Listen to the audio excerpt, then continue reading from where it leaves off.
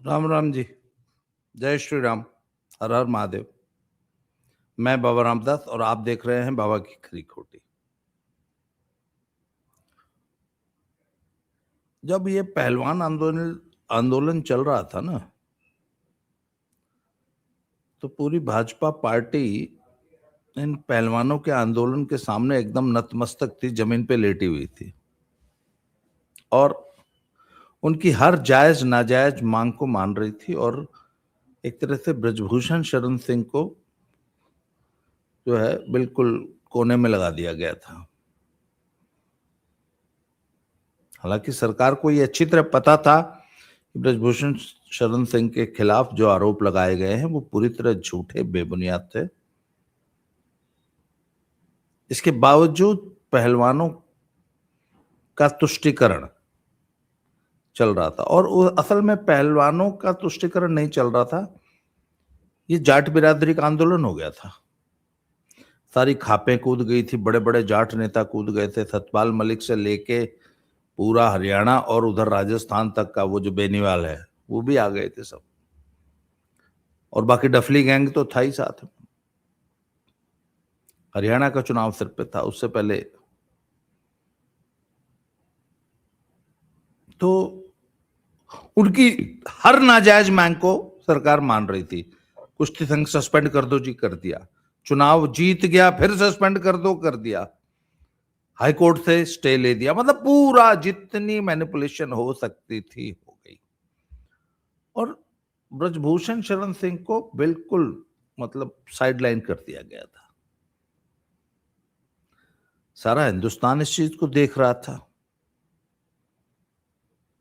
तो उस वक्त ब्रजभूषण शरण सिंह जी ने भाजपा के एक बहुत बड़े नेता को एक बात कही थी कि सर, एक बात का ध्यान रखना, हरियाणा का जाट वोट तो आएगा या नहीं आएगा ये तो भगवान जानता है, पर जाट वोट के चक्कर में कहीं राजपूत वोट से हाथ मत खो बैठना।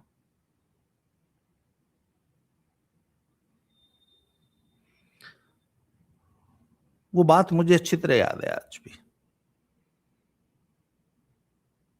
और राजपूतों की जो नाराजगी थी स्पेशली यूपी में,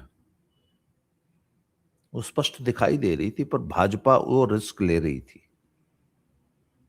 और मुझे ये, मैं पक्का मानता हूं कि 2024 में यूपी में जो सेटबैक लगा है उसका one of the reasons was राजपूतों की नाराजगी।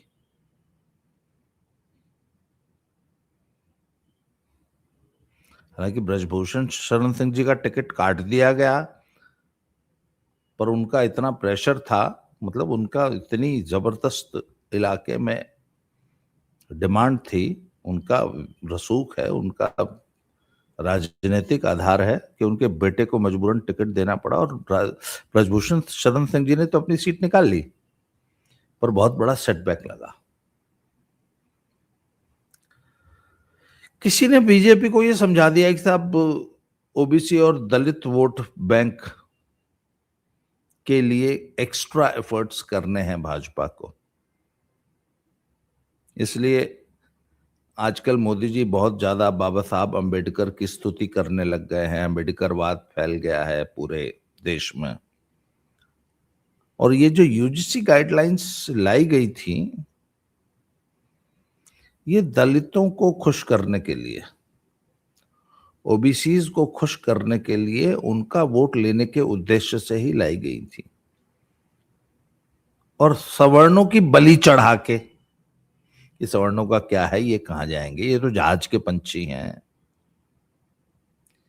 देखिए, हो सकता है कि ये बात कुछ हद तक सही भी है। सवर्ण कहां जाएंगे?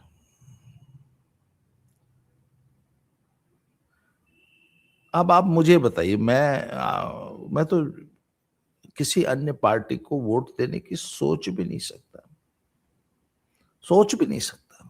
एक बार याद है आपको, 1% एक्साइज ड्यूटी लगा दी थी गोल्ड पे, तो लोगों ने कहा कि जो वर्ग सबसे बड़ा समर्थक है बीजेपी का, सरकार ने उसी पे कुठाराघात किया है, 1% एक्साइज ड्यूटी गोल्ड पे लगा के, जो सुनार वर्ग था वो उस पे बहुत नाराज थे। सुनार बहुत दिन हड़ताल फड़ताल भी किए सब। एक दो बार और भी मैंने देखा है, बनिए बहुत नाराज थे। बनियों की पार्टी मानी जाती थी भाजपा एक जमाने में। बनिए सबसे कट्टर समर्थक, कट्टर वोटर है भाजपा का। और मैं ऐसे हजारों लोगों को जानता हूं, सुना है मैंने कि भाजपा को गाली देते हुए बूथ पे जाते थे, भाजपा को वोट देते थे, फिर आके बाहर फिर गरी आते थे। क्यों? विकल्प ही कोई नहीं था। सवर्ण करेगा क्या? किसको वोट देगा? तो क्या भाजपा इस मजबूरी को हमारी समझती है कि सवर्ण जाएगा तो कहां जाएगा? सवर्ण कहीं नहीं जाएगा। या तो मोदी जी को इतना ओवर कॉन्फिडेंस है सवर्णों पे कि ये रोएंगे, चीखेंगे, चिल्लाएंगे, गालियां वालियां देंगे, सब कुछ करेंगे, वोट हम ही को देंगे। तो इनका वोट कहीं नहीं जा रहा, दलितों का और पिछड़ों का ले लो। पर मुझे अब इस स्ट्रेटेजी में एक डाउट लग रहा है, कहीं मोदी जी मिसकैलकुलेट तो नहीं कर रहे हैं? क्योंकि सवर्णों की जो नाराजगी थी, मैं आपको बताऊं, पिछले 12-15 साल में या और ज्यादा, मैं तो 88 के बाद पहली बार देख रहा हूं ऐसी नाराजगी और ऐसी निराशा मोदी जी से। सवर्ण बहुत ज्यादा निराश है। अच्छा, ये बीच में एक दो इंसिडेंट ऐसे हो जाते थे कि एक दो दिन ऐसे ही हो जाता था, लोग अपने उद्गार व्यक्त कर देते थे। अच्छा, नाराजगी दिखाने का एक सबसे ओरिजिनल तरीका है सोशल मीडिया। सोशल मीडिया पे फर्जी हैंडल्स होते हैं जो असल में कांग्रेसी, वामी या इवन पाकिस्तानी हो सकते हैं, पाकिस्तान में बैठ के लिख रहे हों और ठाकुर बाभन बन के लिखते हैं। होता है ऐसा, खूब होता है। और वो पकड़ में आ जाता है कि ये जो है बॉट्स हैं या ये फर्जी गाली है, ये कांग्रेसी दे रहे हैं। पर इस बार नहीं, सचमुच भाजपा समर्थक नाराज है और आप सबको बेवकूफ नहीं बना सकते। तो अब भाजपा इस बात को रीड कर पा रही है कि नहीं कर पा रही है? क्योंकि भैया मुझे तो नाराजगी बड़ी स्पष्ट दिखाई दे रही है। मैं समझता था कि यार हो गया, चलो सुप्रीम कोर्ट से स्टे हो गया, तारीख मिल गई, अब हो जाएगी, ऐसी बातें होती रहती हैं। पर ये नाराजगी एक्सटेंड होती जा रही है। इसका एक मुझे कारण नजर आ रहा है। अच्छा, मैंने पीछे भी एक वीडियो में कहा था, तो कुछ कमेंट्स, कुछ आईटी सेल वाले बहुत नाराज हुए मेरे पे। अरे बाबा देखो, फिर ये आदमी बकवास कर रहा है, गलत बोल रहा है। भैया मुझे मोदी जी के प्रति वोटर फटीग दिखाई दे रही है। वोटर मोदी जी का चेहरा देख के थक गया है। जिसको एंटी, अगर इसको सीधे सरल शब्दों में कहो तो मुझे मोदी जी के प्रति एंटी इनकम्बेंसी दिखाई दे रही है। एंटी इनकम्बेंसी तब होती है जब एक कार्यकाल या दो कार्यकाल या तीन कार्यकाल बाद कैंडिडेट से जनता अक जाती है, अब उसे नया चेहरा चाहिए, नई ऊर्जा चाहिए, नया ब्लड चाहिए, नए सोच चाहिए, नया विचार चाहिए, नया व्यक्ति चाहिए।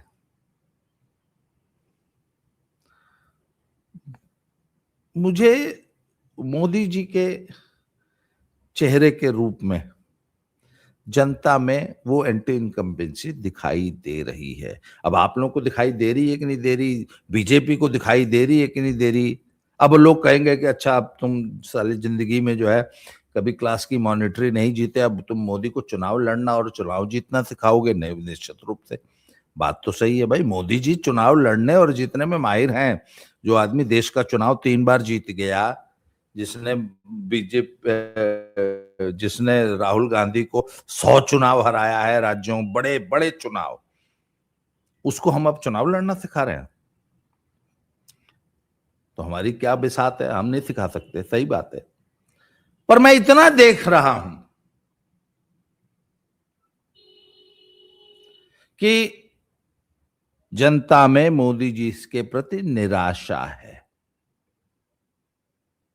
देखिए, चुनाव जीतना लड़ना मुझे नहीं आता, पर जनता का मूड भांपना तो भैया मुझे आता है। बाबा रामदास इसमें बहुत कम फेल होते हैं। अगर पिछले कुछ चुनाव का आप देख ले, मैं अपने मुंह से नहीं गिनाऊंगा, पर जनता का मूड भांपने में मैं फेल बहुत कम होता हूं। और जब भी फेल हुआ हूं वो फिक्सिंग थी, इसलिए फेल हुआ हूं। 2024 में मैं फेल हुआ, पर फिक्सिंग थी। भाजपा के ही दो गुट थे जो एक दूसरे को आपस में हराने पे लगे थे, इस वजह से हारे हैं। अदरवाइज 2014 में मैंने यूपी में कहा था जल प्रलय होगी। मेरी वो पोस्ट आज भी लोग याद करते हैं, कुछ लोगों ने आज भी स्क्रीनशॉट लेके रखे हैं। मैंने कहा था जल प्रलय होगी, तो लोगों ने पूछा कितनी सीट, मैंने कहा 70, 72, 75 कुछ भी आ सकती है। आई थी 72 सीट आई थी। जब बुआ बबुआ का जब वो हुआ था ना 2019 के चुनाव में, तो संघ के और भाजपा के कुछ बड़े नेता और बड़े अफसरों के साथ एक मीटिंग हुई थी, तो वहां पे लोग कह रहे थे 25 सीट आएगी यूपी में 2019 में। तो मैंने कहा था 65 सीट आएगी, 62 आई थी। और जब मैंने कहा था ना 65 सीट आएगी, तो कुछ लोग मुस्कुराए देंगे, क्या यार बाबा कौन सा माल फूंकते हो यार। मैंने कहा था 65 सीट आएगी। 2024 में आकलन गलत हुआ, क्योंकि अंदर अंदर तुम लड़ रहे हो, तुम एक दूसरे को हरवा रहे हो, फिक्सिंग कर रखी है, गोलकीपर बिक गया है। तब थोड़ी ना कोई मैच का आकलन कर पाएगा, जब गोलकीपर ही बिक गया है, फिक्सिंग हो गई है, एक दूसरे को हरवाने का बीड़ा उठा लिया है बड़े नेताओं ने, तब कोई क्या आकलन करेगा। उसके बाद सबसे बड़ा एग्जाम्पल हरियाणा का,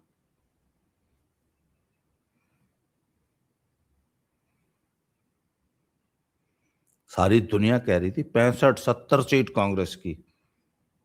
I think I was the only person जो कह रहा था कि बीजेपी जीतेगी, क्योंकि मैं जनता का मूड भांप रहा था। मैं आईटी सेल, मीडिया, अखबार की कतरने, लोगों की बातें, नेताओं की बातों से मैं आकलन नहीं करता हूं। मैं तो जनता, जनता क्या बोल रही है, वह व्यक्ति जो जिंदगी में कभी घर से, शहर से, गांव से बाहर नहीं निकला, वो क्या सोचता है, जिसको नेतागिरी से कोई मतलब नहीं, वो क्या सोच। मैंने कहा था बीजेपी जीतेगी।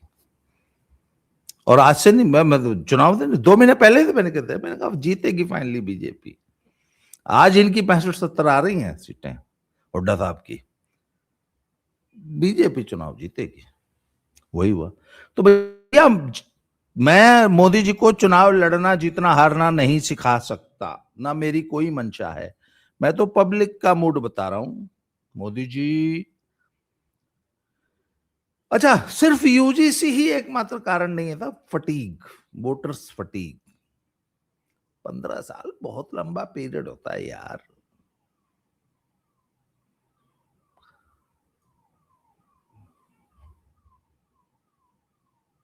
कितनी भी सुंदर बीवी हो, कितनी भी फेवरेट बीवी हो, कितना ही प्यार हो मियां बीवी में, 15 साल में तो रूटीन हो जाता है। फिर वो आकर्षण नहीं रहता जो नव विवाहिता पत्नी के प्रति होता है। सरकार भी वैसी ही होती है। मोदी जी से इतना आकर्षण था, मैं क्या बताऊं। पर 15 साल हो गए यार। अबे 15 साल की शादी में बच्चे 13-13, 14-14 साल के हो जाते हैं, जवान हो जाते हैं, लड़कों की रेख आने लगती है। वो जो पहली हल्की सी मूंछ आती है उसको रेख बोलते हैं। तो लौंडों के रेख आने लगती है 15 साल की शादी में।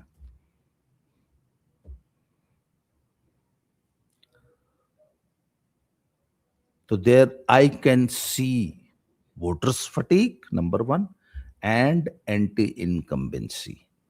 अब या तो मोदी कोई तरकश से ऐसा तीर निकालें कि बाजी पलट जाए,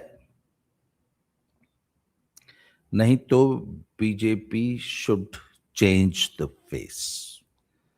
मुझे लगता है कि अब वो समय आ गया है कि मोदी जी झोला उठा के चल दें और कोई नया चेहरा, वो मोदी के अतिरिक्त कोई भी हो सकता है, इवन अमित शाह जी हो सकते हैं, और अरे बीजेपी में नेताओं की कमी नहीं है, एक से एक धुरंधर पड़े। और देखिए, अब आप कई लोग फिर कहेंगे है मोदी जी तो प्रॉफिट हैं, सलेह वसल्लम हैं। भैया, एंटी इनकम्बेंसी एक ध्रुव सत्य है, दुनिया में किसी के खिलाफ भी आ सकती है, बड़े से बड़े पॉपुलर लीडर के खिलाफ भी आती है। बहुत बड़े जो दिग्गज होते हैं ना अपनी फील्ड के, उनके खिलाफ भी एंटी इनकम्बेंसी आती है। मैं कई बार वो ओपी नैयर का एग्जांपल दिया करता हूं, उसके जैसा music director film industry, Rafi जैसे लोगों के खिलाफ भी एंटी इनकम्बेंसी आई है। रफी का भी जमाना गया था, 10 साल बेरोजगार रहे थे रफी, बेरोजगारी में ही मरे थे, शोज करके